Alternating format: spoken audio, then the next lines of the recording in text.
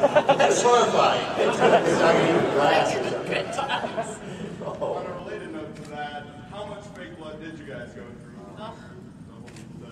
Well, we would go into the stores, you know, the Caro syrup. It's the regular pancake Caro syrup. It's the clear Caro syrup, and then the various food colorings. We had to ask them, we don't want the 4-packs of the food coloring. We need just the biggest red ones you got. And we would go in and we'd go up at the cashier and put like a case of Caro syrup. And you know, it's a small town. Well, what you doing out there? What you gonna do with all that Caro syrup? Oh, we're gonna make a big cake. You don't use Caro syrup and cake. We're making pancakes. For what? A cookout? Where's it gonna be at? Check me out, lady. I'm not talking to you anymore. I don't live here. So we bought out. We really, I think in the town of Morristown, there was no more food coloring. There was no more Caro syrup. We had to go to Knoxville, the big city of Knoxville, 40 miles away. Woo-hoo! Go ahead. At the end when you are kind of like spinning through the air and all over the... How exactly do they film that? Because it seems like that might be... You mean the vortex thing? Yeah. Well, that was the beginning of Evil Dead 2. Oh, yeah. But they had built this rig, a motorized rack that you were strapped into. It was an X. It was an X-shaped metal rack that I was strapped to. And it could rotate. And that was put on the end of a crane, like a 30-foot crane arm that could go up and down. And I was up in the air, spinning around upside down. Sam Raimi was running the controls. He could make me go fast around in circles. He could make me go this way and that way. And we were moving down the road. We had to find a road that was a mile straight with trees on either side. And he had people walking next to it.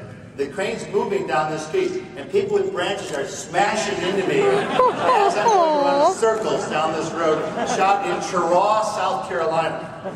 The movie was not entirely filmed in North Carolina. We had one shot filmed in Cheraw, South Carolina. And that's how your damn shot was done. The next guy, Vern Hyde, this crusty old guy, comes up to me in the morning and goes, "Hey, Bruce, what'd you have for breakfast?" I go, "Why, Vern, what do you care?" "Well, I just want to know what's coming at me down below." I went through that frame by frame and somebody jamming you in the face. Yes, Sam Raimi's jamming. Yes, over there.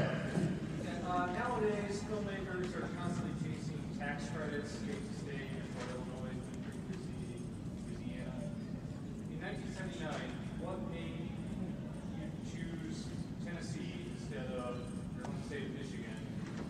Certainly, there's plenty of happenings. The weather. That's absolute truth. We had never raised money for a movie before. We didn't know how long it would take. We started raising money in the spring. We thought, a couple of months. We'll have this wrapped up. We'll shoot the summer. Perfect Michigan summer. You bet. Cut to November. And we had not quite the full amount of money. We had to send a letter to our investors begging them to let us start filming underfunded, which is always a great idea in a business venture. And so we thought, let's just go south.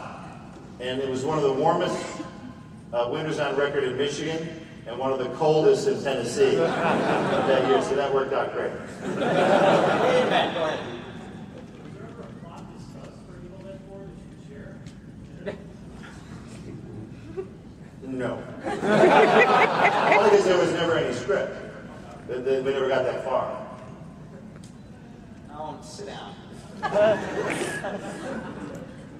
So I think we're near at 12:45. Let's do 3 more amazing, insightful questions, and we'll let you get on to the Buffy panel. Veterinarian friend. Did you guys care at all with the name change? I think it was the Book of the Dead, and then changed to Evil Dead. Oh, I was devastated. Did you care not at all? Had I known, I wouldn't have done it.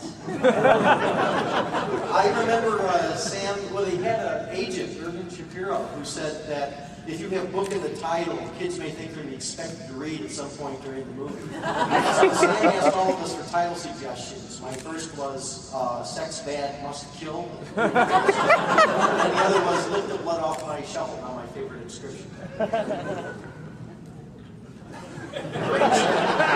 second to last question.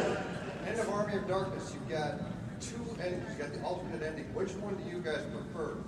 The end of the world ending or the shopping cart ending? That's simple for me. Evil Dead. I like them both because I think Ash is insane at the end of Evil Dead, and so that's why the movies are crazier and more grandiose as he's flipped. Once he goes through the vortex, he's not. I think the filmmakers always prefer the original version because that's what was in their little head. But Universal wanted the happy ending, so they encouraged us. Happy. So that's what's in it, because they have a little thing called test screenings, where they get a bunch of unemployed people who are walking around a mall. And ask them, would you like to see a movie? Because we're gonna treat you like the experts. And then they ask you all these questions about what you liked and didn't like.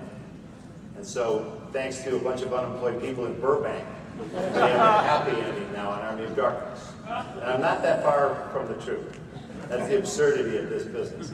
Last final question for an Evil Dead related question. Original Evil Dead related question only. Hand down, sorry. Related question, but of the three ladies on the panel, was anybody taught how to make love the Bruce Campbell way?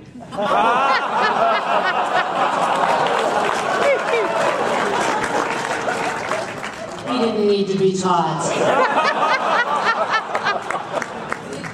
Let me repeat the question for Teresa.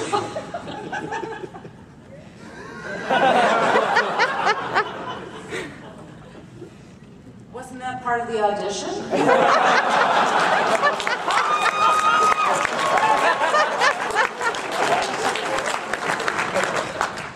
Ladies and gentlemen, on behalf of Ellen Sandweiss, Betsy Baker, Teresa Tilley, Hal Delrich, Tom Sullivan, and myself, thank you for coming today.